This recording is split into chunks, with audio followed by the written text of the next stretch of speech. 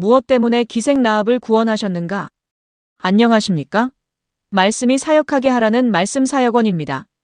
오늘도 주 안에서 평안하시기를 기도드립니다.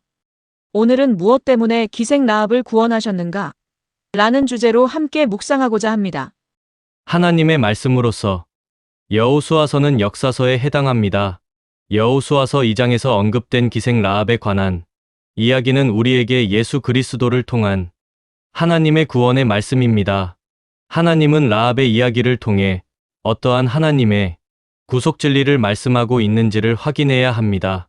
우리의 시선과 관심은 라합을 통하여 하나님께로 향해야 합니다. 이 이야기는 라합이 주인공이 아닙니다. 오직 하나님이 우리를 어떻게 구원하시고 자신을 알려주셨느냐는 관점으로 여호수아서를 살펴야 합니다. 여호수아 2장에 나타난 라합의 이야기는 단순한 역사적 사건이 아니라 하나님의 구속사가 어떻게 진행되는지를 보여주는 중요한 사건입니다. 여호수아가 두 정탐꾼을 여리고로 보냈을 때 그들이 머문 곳이 바로 기생 라합의 집이었습니다. 이는 우연처럼 보이지만 실제로는 하나님께서 한 사람을 구원하시기 위해 준비하신 섭리적 사건이었습니다. 우리는 이를 계시적 사건이라 합니다.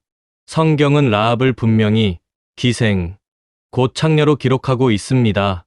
이는 그녀의 신분이 도덕적으로나 종교적으로 결코 선택받을 만한 위치에 있지 않았음을 보여줍니다. 그러나 하나님은 심판의 대상이던 가나안 땅 가운데서도 라합이라는 한 사람을 선택하여 구원의 은혜를 베푸셨습니다. 이는 하나님의 구원이 인간의 자격이 아니라 전적인 은혜의 근거함을 보여줍니다. 라합은 정탐꾼을 숨겨주기 전 이미 중요한 신앙 고백을 하고 있었습니다. 그녀는 여호와께서 이 땅을 너희에게 주신 주를 내가 아노라고 말합니다. 이스라엘 하나님이 참 하나님이심을 인정하였습니다. 더 나아가 그녀는 홍해 사건과 아모리 두 왕의 멸망을 통해 하나님께서 살아 역사하시는 분임을 듣고 믿게 되었습니다. 그 결과 가나안 사람들 모두가 두려움에 떨고 있음을 증언하였습니다. 그녀의 고백은 단순한 정보의 수용이 아니라 하나님을 상천하지의 주권자로 인정하는 믿음의 고백이었습니다. 이러한 믿음은 행동으로 이어졌습니다. 라합은 정탐꾼을 숨겨주며 그들에게 헤세드, 곧 인자와 자비를 베풀어 달라고 했습니다. 동시에 자신의 가족을 살려달라고 요청하였습니다. 이는 단순한 생존 본능이 아니라 하나님께 대한 믿음에서 나온 요청이었습니다. 정탐꾼 또한 그녀의 믿음을 인정하며 조건부로 그녀와 그녀의 가족을 보호하겠다고 약속하였습니다. 결국 라합은 여리고가 멸망할 때 구원을 받았습니다.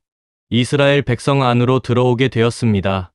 그러나 여기서 더 중요한 것은 라합의 구원이 단지 한 개인의 생존에 그치지 않았다는 점입니다. 마태복음 1장에 따르면 라합은 살몬과 결혼하여 보아스를 낳았습니다.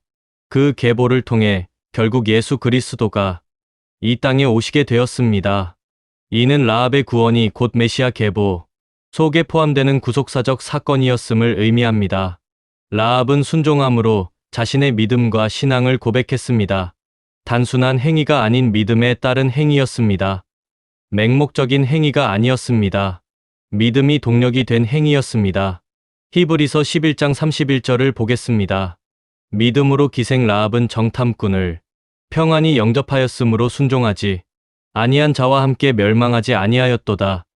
라합의 신앙 고백이라는 형식을 통해 구원하시고 생명을 주신 것은 하나님의 구원의 약속 때문입니다.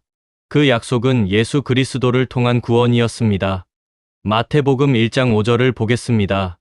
살몬은 라합에게서 보아스를 낳고 보아스는 루색에서 오벳을 낳고 오벳은 이새를 낳고 라합의 남편이 살몬이었다는 것이 마태복음의 기록입니다.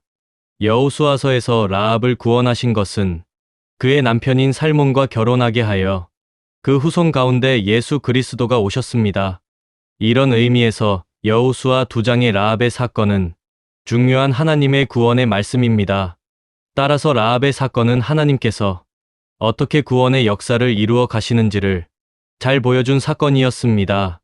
하나님은 심판의 자리에서도 은혜를 베푸시며 믿음으로 반응하는 자를 구원하십니다. 또한 그 구원은 개인적인 차원을 넘어 궁극적으로 예수 그리스도를 통한 구원의 역사로 연결됩니다. 이러한 성경이에는 예수 그리스도를 통한 하나님의 구원이 여호수아 2장에서 예언되고 약속되어 있었다는 점입니다. 오늘날 우리 역시 마찬가지입니다. 하나님은 다양한 방법과 사건과 사람들을 통해 우리에게 다가오시며 구원을 허락해 주십니다. 우리가 그 부르심에 믿음으로 응답할 때 라합과 같이 하나님의 구속사 속에 참여하게 됩니다. 그러므로 라합의 이야기는 단순한 과거의 사건이 아니라 지금도 이 사건의 결과로 주어진 예수 그리스도의 복음이 우리에게 생명과 평안으로 다가옵니다. 이상은 말씀사역원의 말씀이 사역하게 하라였습니다. 감사합니다.